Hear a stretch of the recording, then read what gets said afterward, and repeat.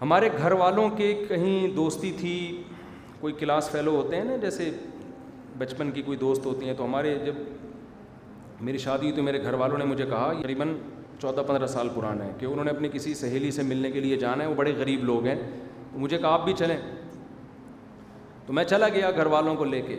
اچھا، میں جب ان کے گھر گیا تو میرے گھر والوں نے بتایا تھا بہت غریب لوگ ہیں، وہ کھانے کو روٹی نہیں ہے، بہت غریب ہیں، بہت بہت غربت کا نقشہ کھینچا نا۔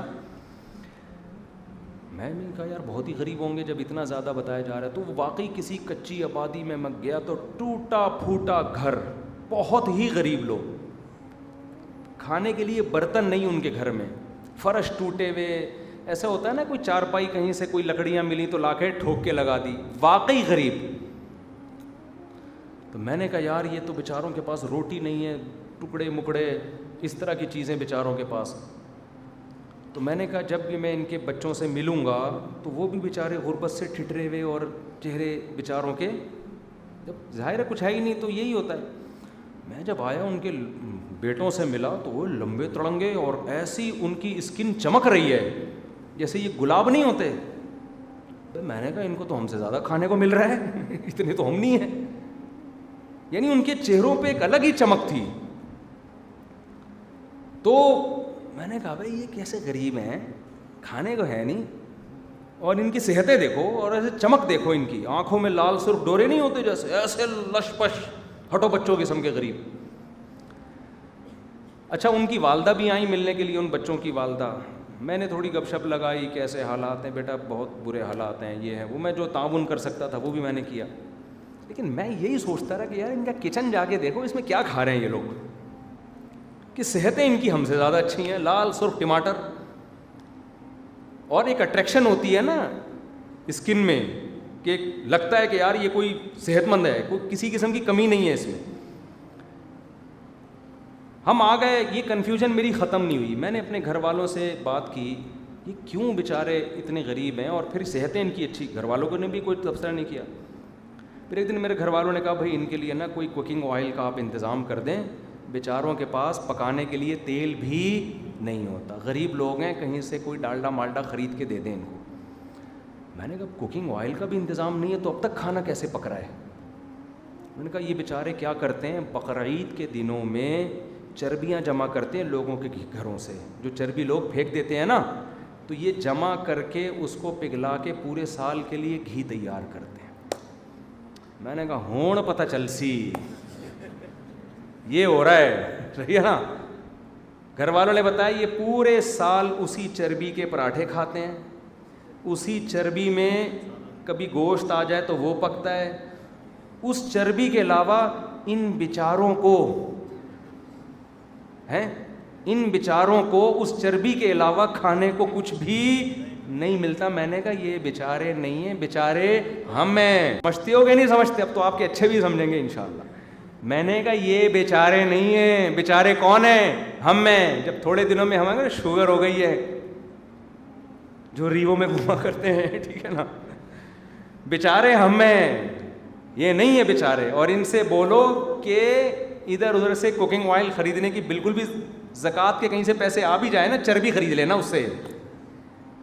تو مجھے اندازہ ہو گیا بھائی جان یہ کمال کس کا ہے، یہ چربی کا کمال ہے۔ جانور جب کھاتا ہے نا گھاس پھوس، جتنے بھی منرلز ہیں اس کے فیٹ میں جا کے جمع ہوتے ہیں، وہ ایسی فارم میں جمع ہوتے ہیں، بہت جلدی جزو بدن بنتے ہیں، اور جتنے بھی آئل ہیں پکانے سے خراب ہوتے ہیں، چربی پکانے سے خراب نہیں ہوتی۔ تو میں آپ سے بھی کہتا ہوں غریب بن جاؤ، بقرعید کے دنوں میں آپ بھی چربیاں جمع کرنا شروع کر دو۔ دیکھو اس وقت پوری دنیا کے ماہرین یہ بول رہے ہیں کہ خوراک میں نا دیسی چیزوں کو لے کر آئیں، مصنوعی چیزوں کو، کمپنیوں کی بنی ہوئی چیزوں کو اپنی خوراک کی لسٹ سے نکالیں۔ دیکھو یہ جتنی بڑی بڑی کمپنیاں ہیں، یہ آئل ہماری صحت کے لیے نہیں بنا رہی ہیں، یہ بزنس کے لیے بنا رہی ہیں۔ یہ جو ڈبوں میں آئل بک رہا ہے، آپ کیا سمجھتے ہو ہماری صحت کے لیے بک رہا ہے؟ یہ پیسوں کے لیے بک رہا ہے۔ انہوں نے، ان کا مقصد کیا ہے؟ پیسے۔ دمبا جو اپنے پیچھے چربی لے کے گھوم رہا ہے نا، وہ جو گھی ہے، وہ اللہ نے اپنے بزنس کو پروموٹ کرنے کے لیے اس کے پیچھے گھی کا ڈبہ نہیں لگایا، وہ ہماری صحت کے لیے گھی کا ڈبہ لگایا ہے۔ کاش یہ بات سمجھ میں آ جائے کسی طریقے سے۔ جانور کے گوشت کے ساتھ جو فیٹ ہوتا ہے وہ فیٹ کمپنی نے بنایا یا اللہ نے بنایا؟ وہ اللہ نے اس لیے بنایا تھا کہ اس گوشت کو کوکنگ آئل میں کے بجائے اس فیٹ میں پکا کے کھاؤ، اس لیے بنایا تھا نا. اور اللہ کے اس میں کوئی مفاد ہے؟ آپ وہ چربی اٹھا کے پھینک دیں، اللہ کو کوئی نقصان نہیں ہے.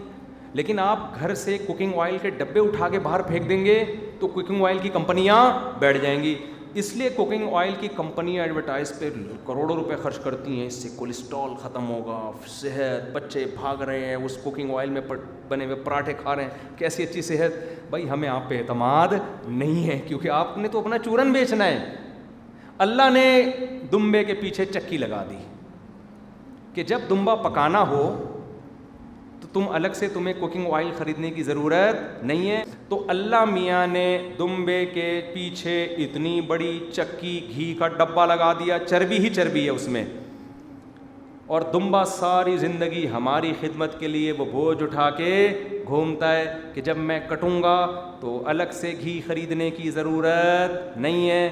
اللہ تعالیٰ نے تمہیں حکم دیا کہ میرے گوشت کو اسی چربی میں پکاؤ، مزہ نہ آئے پیسے واپس. ہم نے کیا کہا؟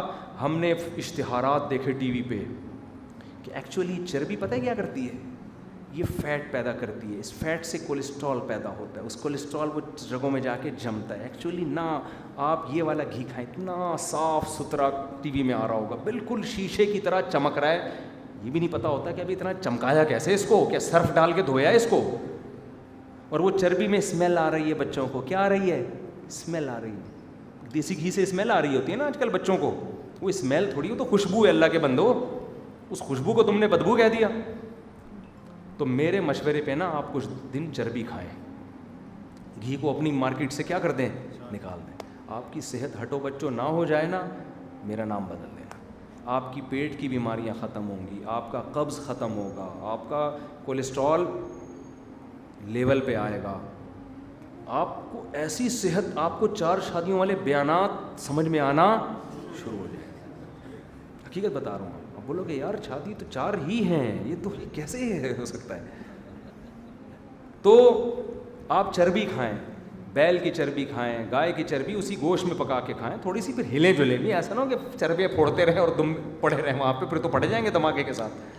تو ہلیں جلیں بھی. آپ نیچرل چیزوں پہ آ جائیں، دیسی گھی پہ آ جائیں. آپ اچھا زیتون کا تیل اگر کھانا ہے تو کچا کھانا پڑے گا، پکا کے نہیں کھا سکتے. تو ذرا آئیں تو صحیح نا ہمارے مشورے پر. اگر کوئی ڈاکٹر کہتا ہے مفتی صاحب غلط باتیں کر رہے ہیں، تو میں آپ کو ایسے ڈاکٹروں کے حوالے دے دوں گا تلاش کر کے، جو کہیں گے مفتی صاحب بالکل صحیح باتیں کر رہے ہیں. ڈاکٹروں میں بھی اختلاف ہے، جو زیادہ محقق ہیں وہ یہی کہیں گے جو میں کہہ رہا ہوں آپ. لیکن چلو پھرو بھی ایسا نہ ہو چربی ہی پھوڑتے رہو بیٹھ کے، اور اتنا سے شروع کرو جتنا ہضم کر سکو. چربی میں گوشت پکانا ہے، گوشت میں چربی پکا کے نہ کھانا شروع کر دو کہیں، وہ زیادہ ہو جائے گا. سمجھ رہے ہو؟ پراٹھے بناؤ اسی چربی میں، نہیں آتا تو دیسی گھی کر لو. اب غریب آدمی کیا کرے؟ تو غریب آدمی پھر وہ تو غریب لوگ ہی کر رہے تھے نا، یہ غریب لوگ کر رہے تھے. مسئلے تو مالداروں کے ساتھ ہیں. تو آرگینک چیزیں، دیسی چیزوں پہ آؤ، انشاءاللہ صحتیں اچھی ہوں گی.